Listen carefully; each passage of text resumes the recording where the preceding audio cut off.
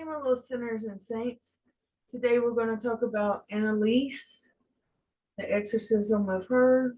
So, get to it.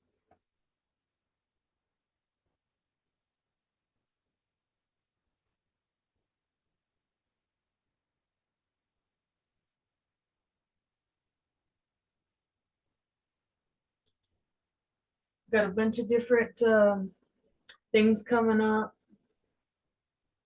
I'll probably do some scary ones plus some true crime ones just to keep it interesting. But since I got so many photos today, I'm going to leave it in this format right here. Anna Elizabeth, Anna Elise Mitch. I want to. It's Michel, but that's not how you don't pronounce it. Mitchell or Mickle. Might be Mickle. Was born 21st of September 1952. She passed away on July 1st, 1976. She was a German woman who underwent 67 Catholic exorcism rites during the year before her death. She died of malnutrition, from which her parents and priests were convicted and got for neglected homicide.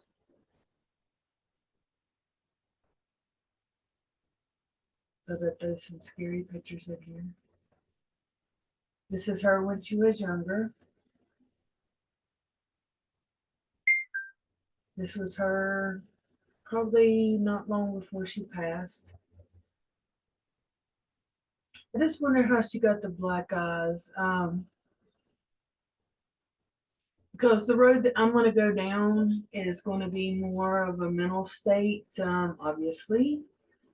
But not that I don't believe in possession, I do believe in it. I just believe that there was a mental illness here. And I'm not sure how she died of what she died from. Anyway, the epilepsy would, because she had grand mal seizures, which is now named a different name. But I guess she could have hit herself in the eyes to black her eyes, but this seems odd. And this makes me uncomfortable right here. They have a very tight grip on her. But this was the two priests, and this was the mother and father that was all charged. When Annalise was 16, she experienced a seizure and was diagnosed with psychosis caused by temporal lobar epilepsy.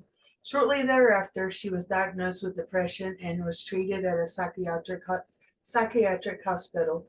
By the time that she was 20, she had become intolerant of various religious objects and began to hear voices, all still psychological issues.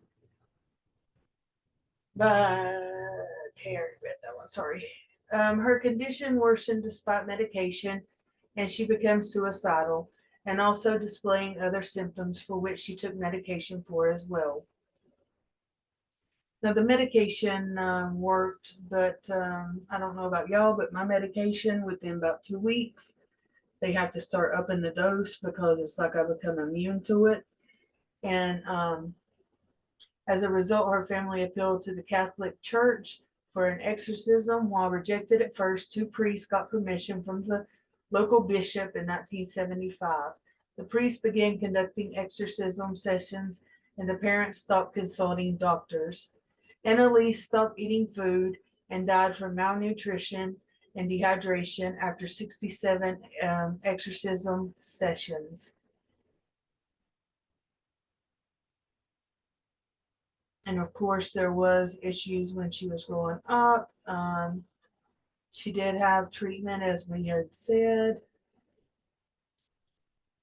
She was 23 years old and weighed 68 pounds when she passed. Her mother reported that she was showing signs or she was bearing stigmata. So I don't know about that. The exorcism the priest, Father Ernest Alt, not delete Alt, just Alt, declared that Annalise did not look epileptic and that did not observe any of her experiencing seizures. At the time, I believe she was suffering from a demonic possession and urged the local bishop to allow an exorcism. In a letter to Alt in 1975,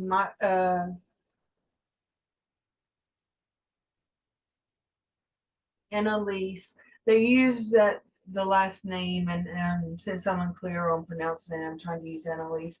I am nothing. Everything about me is vanity. What should I do? I have to improve. You pray for me. And also, once told him, I want to see other people suffer. But this is so cruel. In September 1975, Bishop Joseph Strangle, some odd names, granted Father Arnold Renez permission to perform an exorcism according to the Ritual Romanium, but was in total secrecy. On July 1st, 1976, Annalise died in her home. The autopsy report stated that the cause of death was malnutrition and dehydration, resulting from almost a year in a state of near starvation while the rites of exorcism were performed. She weighed 30 kilograms, which is 66 pounds, and suffered broken knees from continuous genuflections, was unable to move without assistance, and reported to have contracted pneumonia. Now, she said that she was possessed by Judas, Cain, Hitler, Nero, and Satan. And this is some pictures and some that are, this is her on her deathbed where she passed away. This is her. This is her with a little bit of help. That's scary, scary, scary, scary. Now, I'm just doing a light coverage of this. I was going to go into a deep dive of it. But I mean, you kind of get the point. There is so much more. Stephanie Harlow does a deep dive into this case, and I recommend you go over and sub up and watch it. It is awesome. But I don't understand how you cannot feed someone, go from this to this. Like, how do you not feed someone to where that they are not eating? I mean, you could have hooked the IV up to them. You could have done a lot of stuff. And I just find it odd that they didn't try to force feed her in some manner. I do believe that her issue was mental illness, the seizures and everything, her frontal lobe, there was issues there. So that's my take on it, whether I'm right or not. I'm not a doctor yet, but I'm also not stupid. So, and I'm from the South in the United States. The person that made that comment gets what I'm saying.